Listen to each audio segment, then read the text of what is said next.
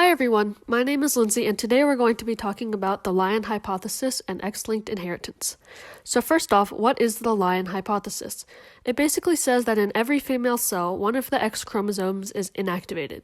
Because females have two X chromosomes in each cell, one of them must be inactivated so that they don't express twice as many X-linked traits as males, since males only have one X chromosome. When an X chromosome is inactivated, it condenses and is pushed to the periphery of the cell, as seen here, and this condensed structure is called a Barr body. The inactivation of an X chromosome occurs completely randomly, and some cells may inactivate one X while some cells inactivate the other. This process takes place during development, but once it occurs, all progeny cells will inactivate the same X chromosome. A prime example of Barr body inactivation can be seen in tortoiseshell cats. Nearly all tortoiseshell cats are female because the gene for coat color is located on the X chromosome. As you can see, here are the possible genotypes for coat color. Big B represents the dominant black allele and little b is recessive yellow.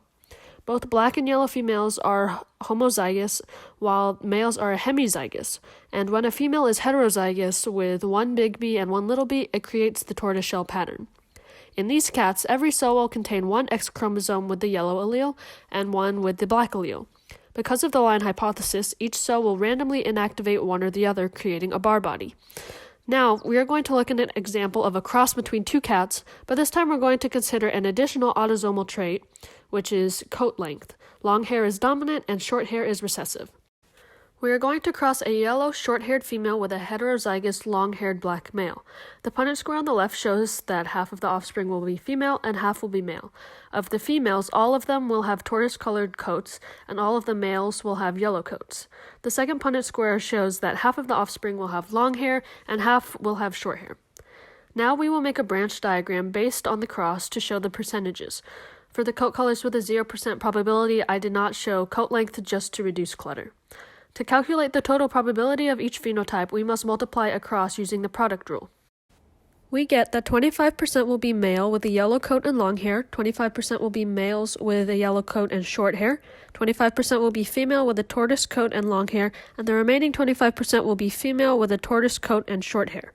Because of the parents' genotypes, there are only 4 possible combinations. Before I wrap this up, remember that 2 female offsprings from these parents will not look exactly the same. This is because Barr body formation is random, and which cells inactivate which X chromosomes will vary from cat to cat.